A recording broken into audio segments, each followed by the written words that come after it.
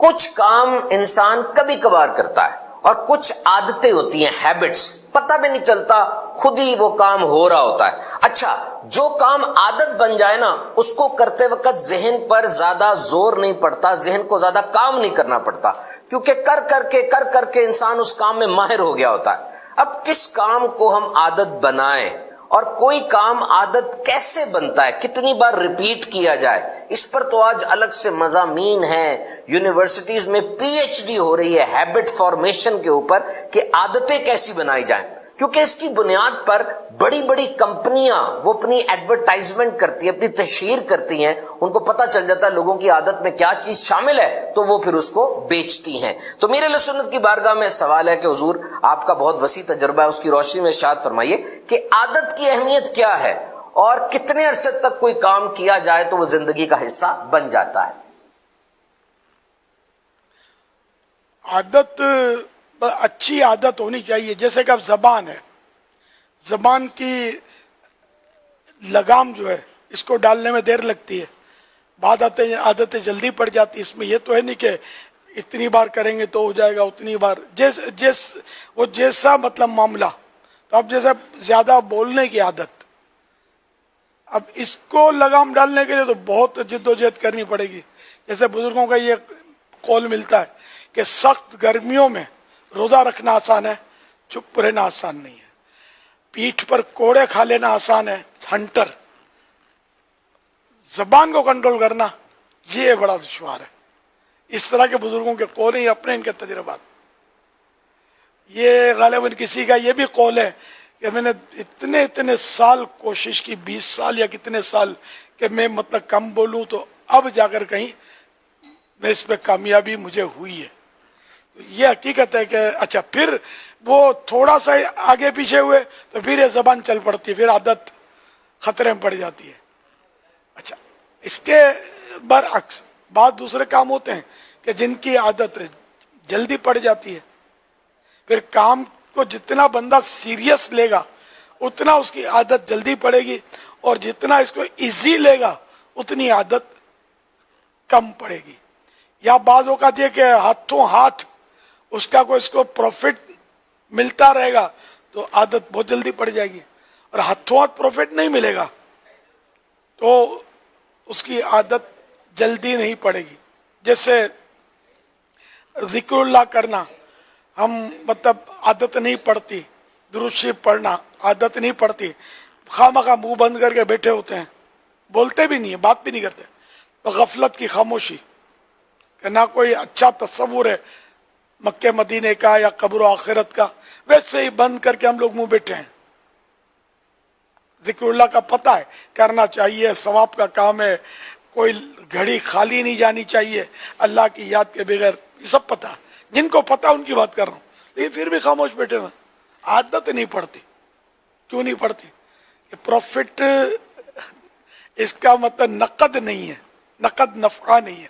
اگر نقد نفع ہو کہ جب درود شریف پڑھیں گے ہم پر نوٹ کی برسات شروع ہو جائے گی، جب چپ ہوں گے نوٹ کی برسات رک جائے گی، یا جب ہم یہ اللہ اللہ اللہ اللہ اللہ اللہ کرنا شروع کریں گے تو اپنی پسند کے کھانے جو ہے نا ان کی ڈشیں لگنی شروع ہو جائیں گی، بھوک نہیں تھی تو بھی چبک جائے گی۔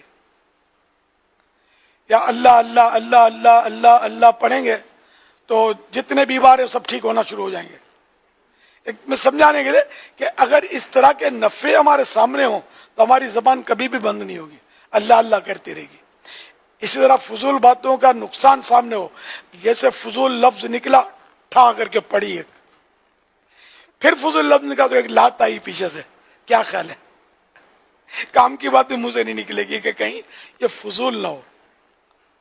تو چونکہ نفع و نقصان ہمارا یہاں نقد نہیں ہے، اس لیے ہماری عادتیں نہیں پڑتی، لیکن جو نفع ہونا ہے وہ اس جن کی میں نے مثالیں دی نا ان سے کروڑوں گنا اچھا ہے وہ نفع آخرت کا۔ کروڑوں تو میں نے ویسے سمجھانے کے لیے کہا، کوئی اس مماثلت ہی نہیں آپس میں، لیکن یہ کہ فوری طرف ہمیں نظر نہیں آ رہا نا، یہ ہمارا امتحان ہے۔ اسی پر دوسری عادتوں کو قیاس کیا جا سکتا ہے کہ جیسی عادت، جیسی کوشش، جیسا مزاج، جیسا ذہن، اس کے مطابق مطلب ہے نا اس کا پیریڈ لگے گا عادت پڑھتے ہوئے. ایک بزرگ کا ارشاد ہے کہ میں نے 20 سال تک عبادت میں لذت آئے اس کی کوشش کرتا رہا 20 سال تک میں نے کوشش کی، پھر 20 سال میں نے اس سے نفع اٹھایا کہ اب عادت پڑ گئی میری، اب مجھے بڑا عبادت میں مزہ آتا، لذت آنی شروع ہو گئی. تو 20 سال تک کوشش. تو جیسا کام، نماز میں خشوع اور خضوع، زندگی گزر گئی، پیدا نہیں ہوا اس لیے کہ کوشش ہی نہیں کی، اس کے لیے سیریس نہیں ہوئے. نماز پڑھنا نہیں آتا، ہاں نہیں آتا. قرآن پڑھنا دیکھ کر نہیں آتا، کتابیں پڑھنا آتی ہیں، اخبار پڑھنا آتا ہے، ناول پڑھنا آتی ہے، جاسوسی کہانیاں پڑھنا آتی ہیں، الٹی سیدھی اشٹیں پڑھنا آتی ہیں. قرآن پڑھنا نہیں آتا. غالب اکثریت کو قرآن پڑھنا نہیں آتا. جو پڑھتے بھی ہیں ان کو بھی ایک بھاری تعداد ہے پڑھنا نہیں آتا، غلط سلط پڑھ رہے ہوتے ہیں. جب سے بولنا سیکھا السلام علیکم، سلام کرنا سیکھ گئے، لیکن ابھی تک صحیح تلفظ اس کا نہیں آتا، جس کا شام کو میں نے تفصیلات بتائی تھی. جب سے ہوش سنبھالا سبحان اللہ کہنا شروع کیا ہے، کہنا نہیں آتا، سبحان اللہ کر رہے ہوتے، الحمدللہ الحمدللہ کہنا نہیں آیا. لیکن ہم نے سیریس لیا کب؟ تو عادت پڑی نہیں. جب سیریس لیں گے تو عادت پڑ جائے گی کہ یہ بالکل اللہ کا نام لے رہے ہیں غلط لے رہے ہیں. ہم کلمہ پڑھنا نہیں آتا، بسم اللہ پڑھنی نہیں آتی، اعوذ باللہ پوری پڑھنا نہیں آتی. صحیح میں آپ کو بالکل صحیح کہہ رہا ہوں. ایک تعداد ہے، بھاری تعداد ہے جن کو نہیں آتی.